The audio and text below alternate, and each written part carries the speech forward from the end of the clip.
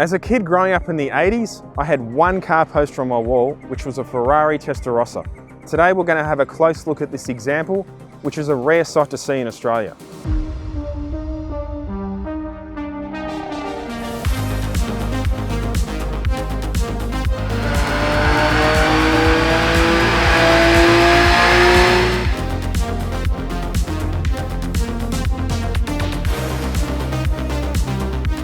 I don't think I've ever seen up close one of these cars, only at car shows. I just got in this. Unfortunately, I'm not that tall, but I'm all back. I can hardly fit in this car. Yeah, it's a fairly tight fit. It's made for Italians, obviously. But yeah, short people like myself, we're perfect for it. Explain, what year is this in the stats of this car? This is the 1990 model. I chose this model because it's got all the updates compared to the one that was first released, where they had a little bit, electrical problems here and there. So the later models obviously is always the better because it's got all the updates. Yeah, it's a 4.9. A 4.9. 4.9 flat 12. It's not technically a flat boxer. It's just two pistons hitting off this rather than a flat boxer type. 5-speed. It is a 5-speed dogleg. The faster you go, the smoother the shifts. Yep. Oh, it's rougher just putting around at slow speed. Yeah. Which is a really strange build car because they built it as a GT car. So I had a look a few weeks ago at these cars. I think they range from about 287 kilowatts to 315, is that right? Yes. And where would this be in that range? This is the North American version, so it's a detuned version. So it'll be the 285, 87. It sounded pretty nice when you opened it up in the tunnel a bit, yeah. It goes from quiet to then you can hear it. Yep. So cruising around, it's pretty quiet. It's pretty quiet, yeah. Now you mentioned earlier you were living in the USA and that's where you bought it? That's correct. I resided in the US for work and so forth. At that time I was looking more to the 575 Maranello. You got your childhood dream car come up. It's like, oh, that's gone down pretty cheap now back in those days. So that's why I just bit the bullet and bought one. It's not exactly a good car to drive. How long have you owned it? Over 10 years now. Oh, okay. Yeah. Yep. In the quick drive we just came here to this shot, I was surprised at how compliant this car was. Even over the speed humps, I couldn't believe how well it handled them. Yeah, it's actually a very comfortable car. It's more of a GT rather than a sports car. If you look from that point of view, it's an awesome car to take on long trips. Now the thing that everyone loved, especially me as a kid at that time, was the vents that are inside the doors that connect into the body. So this car was famous for, and that styling cue goes all the way around the back with the tail lights. Yes, the side strakes, or the cheese grater they called it. But this was a design by Pininfarina to make the car not look so big. But also because of the US regulation back then, you can't have a side open vent. Yep. Because it might chew up some pets or their pets or whatever.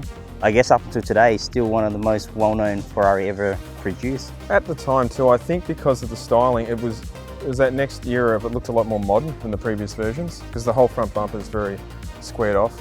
Yes. From 92 onwards, they updated the bumper to make it more modern, in line with the Ferrari 355. It's much easier to drive than the Countach. Oh, you've had one, have you? Yeah, I got rid of it. I got rid of Diablo as well. Were they just too not comfortable to drive? Not comfortable. The clutch on the Diablo is no different to the Countach. The vision on those cars is, horrible. Do you know how much the whole car weighs? About 1565 from memory. I actually thought it'd be lighter looking at it. They're actually not a physically big car at all, are they? The motor weighs the most. I can imagine. Yeah. Jeez, look how wide that engine is. That's cool how they've even got that cast in. Yeah, it's a feature in itself. So servicing on this is, I'm assuming, a fair bit of work? Yeah, because the whole engine drops out. Just a couple of bolts. Oh, so it was designed that way so it could come out quite easily? Yeah, that's right. And the hoist just lifts the whole body out. So this is 100% standard? Standard. Yep. I've not done anything other than got a sports tune exhaust. Fairly quiet too, isn't it? Yeah, I didn't want to get it too loud. You get scared away by people telling you stories how much it is to service the car. And I've spoken to a couple of owners and they said, nah, don't listen to what everybody tells you. So long as you service it, you drive it. How have you found the servicing costs? Were they... Servicing costs is bugger all.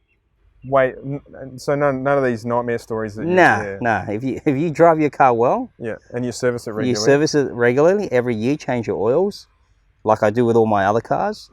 It has been faultless. Yep. Most people buy these cars these days don't really tend to drive it.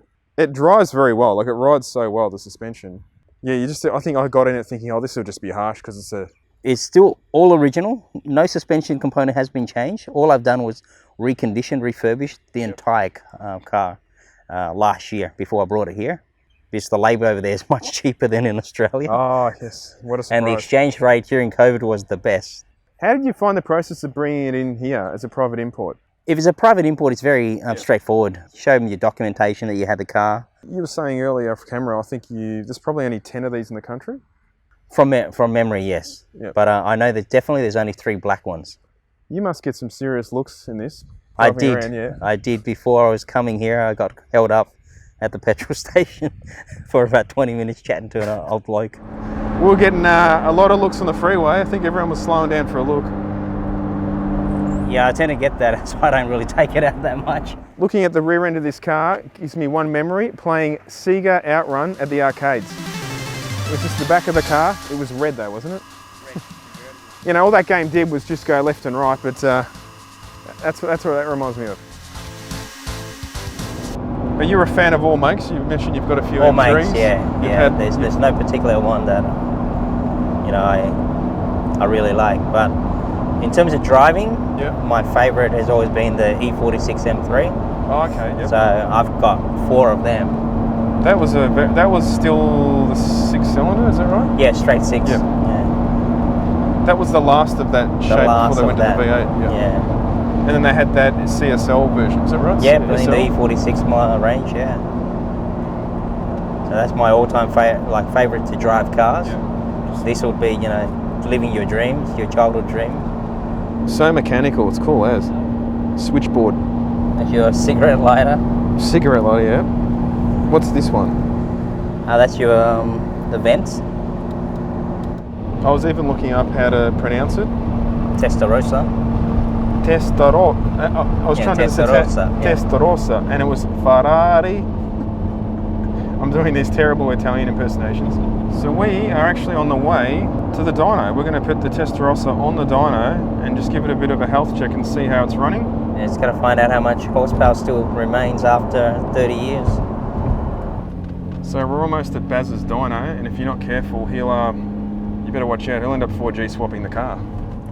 Yeah.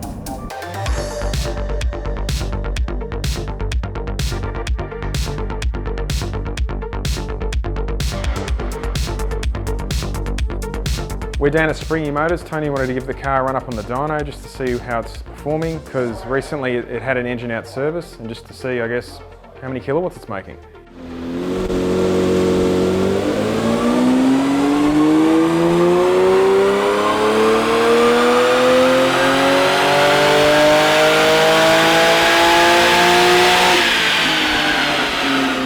This is a piece from the driver's footwell. You can clearly see, not like a modern car, it's all hand done.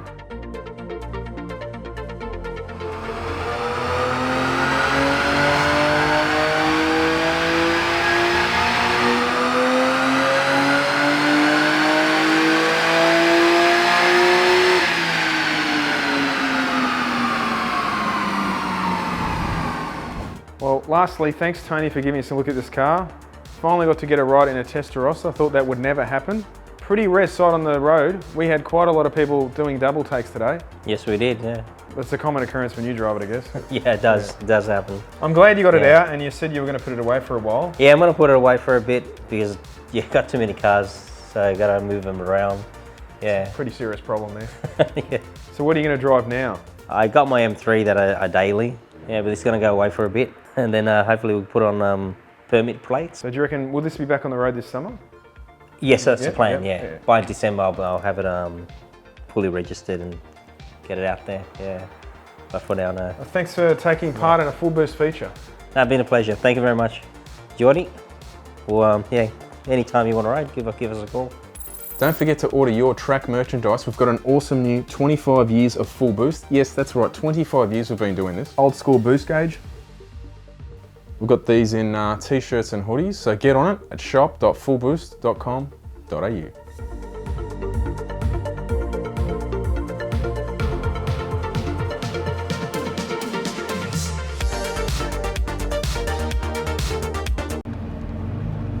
A Ferrari Testarossa.